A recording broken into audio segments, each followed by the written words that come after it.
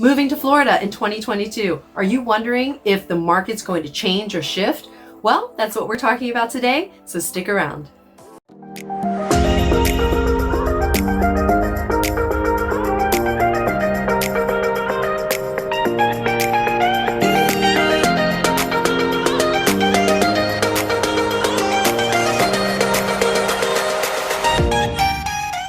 What's up, everybody? It's April Laura, your Florida realtor, talking about the market in 2022. And if this is your first time to my channel and you want to know everything there is about working, eating, sleeping, playing, and living in Florida, then make sure you tap that subscribe button and ring the little bell so you're notified every time I do a new video, because it's pretty much all I talk about is Florida lifestyle and what it's like to live here. My team and I have specialized in relocations, and I would love to talk to you, help you, guide you through your relocation process. You can give me a call, send me a text, shoot me an email. There's a Calendly link right below. You can easily book a Zoom call with me for your convenience.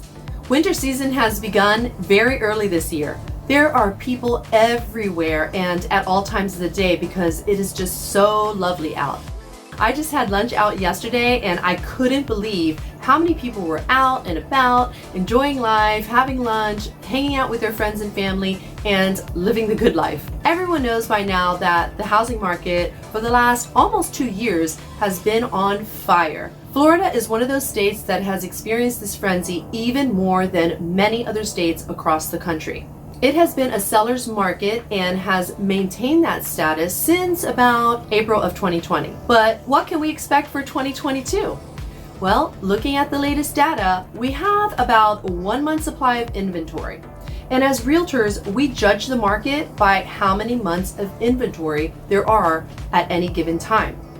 A neutral, healthy market is 6 months worth of inventory.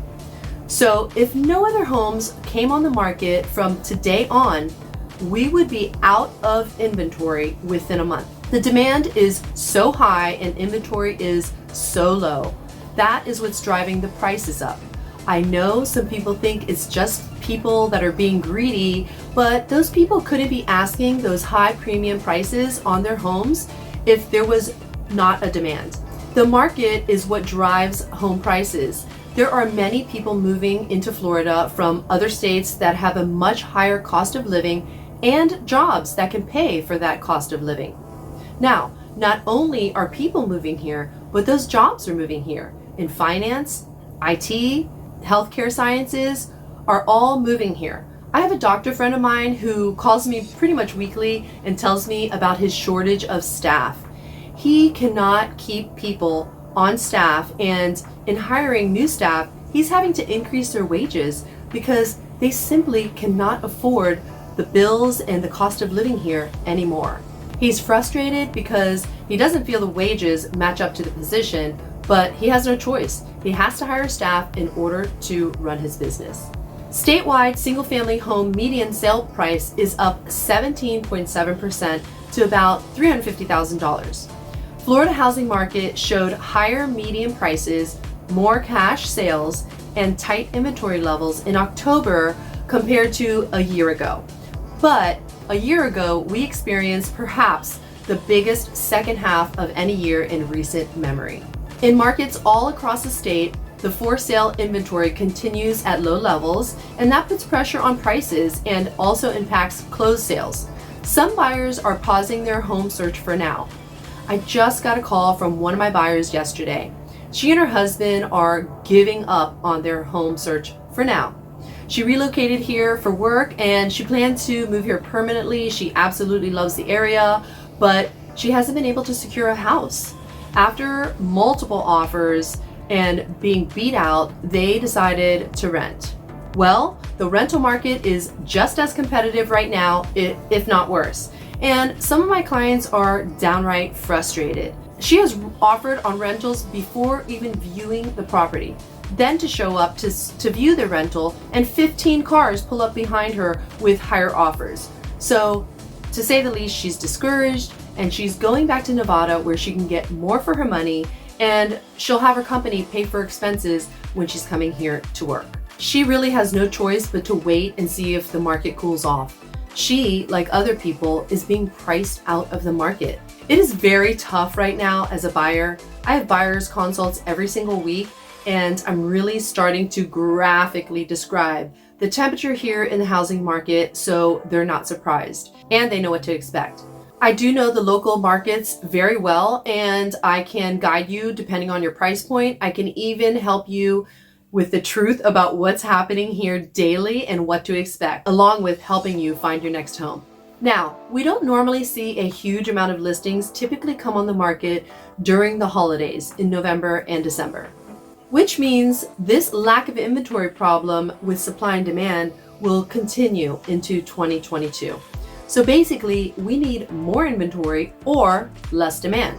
So let's discuss this. I have so many sellers that would love to take advantage of this market, but frankly, they have nowhere to go. Not only are people typically staying in their homes for a longer period of time, around 8 years is the national average, and so many have no desire to move because they're happy in their home and they don't want to take the risk of selling and renting because they can't afford to upgrade right now, or they don't want to downsize. And the rental market is high in demand. So people that own more than one property are able to get top dollar for rentals right now. They have no incentive at all to sell. Now, you may be asking, April, how about those foreclosures that are coming onto the market from the forbearance problems? Well, that just isn't what we're seeing yet. And nationwide, the number of households that are currently in forbearance is going down regularly. The forbearance program is working the way that it should for most people. Yes, I expect there to be more foreclosures on the market. It only makes sense that this will go up now that the foreclosures are going to be processed again. However, with all the equity that's out there, most people that are facing foreclosure should be able to sell their homes without actually having to go through the foreclosure process.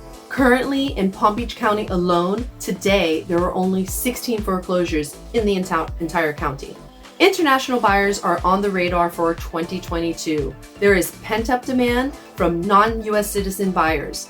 People outside the US weren't buying as much as normal in 2020 and 2021. Now there's a pent-up demand, especially in Florida. I think we're going to see a surge of foreign investors come in. It's already starting. There is a lot of wealth accumulated around the world and in certain business sectors. Real estate is a great place for those people to put their money, and they love to invest in Florida, especially near or on the water. Canadians have historically loved buying in Florida, and I'm actually expecting one to fly in this weekend. Even during the slowed down international buying market between April of 2020 and March of 2021, Florida attracted more foreign buyers than any other state for the 13th consecutive year, according to the National Association of Realtors. And they weren't even able to physically be here. So I think it's reasonable to expect an uptick in international buyer sales. How about interest rates? Do I think interest rates will go up in 2022? Probably. I do think that they will probably go up. All indicators say they may rise to slightly over 3% by the end of the year, but they have been hovering around 3% for the last few months. And whether they go up enough to actually affect demand is the bigger question. Unless the interest rates are going above 4%, I'm not really expecting that to affect demand too much. In fact, if people start thinking that interest rates are going to go up, then I think it's going to push more buyers into the buyer pool in early 2022 so they can take advantage of the historically low interest rates. Even my cash buyers are taking advantage of the low interest rates, which is a smart thing to do. Ultimately, we all know that interest rates will have to go up at some point, but I don't think that it'll be a fast jump. Even if it goes over 4%, I can remember times when interest rates were typically 7 to 8%, and we thought those were low at the time. If you talk to people from about 30 to 40 years ago, they had interest rates in the teens and even in the 20s. Can you imagine that? And they were still buying homes. All in all, there are no indicators that the market will shift or go down in early 2022 or in 2022 at all. As always, if you need to buy a home and you plan on being in that home for at least 8 to 10 years, you might as well buy while the interest rates are low. Real estate has always proven to be a great investment, and even if the market goes down, it will eventually go up. So holding on to real estate over a period of roughly 10 years is important. I experienced this myself in the past. I bought in 2008, and for 2 years after I bought, my appraised value kept going down. Slowly, it started to rise and go in the other direction until I gained massive equity and I was able to sell for a nice profit 12 years later. But in order to find that perfect place that you may be thinking of or wanting to go see, or maybe you just have questions about, make sure you give me a call, send me a text, shoot me an email, or book a Zoom call with me right below my calendar link. My team and I are helping people move into the area every single day, and I'd love to help you as well. And until next video, I'll catch you later.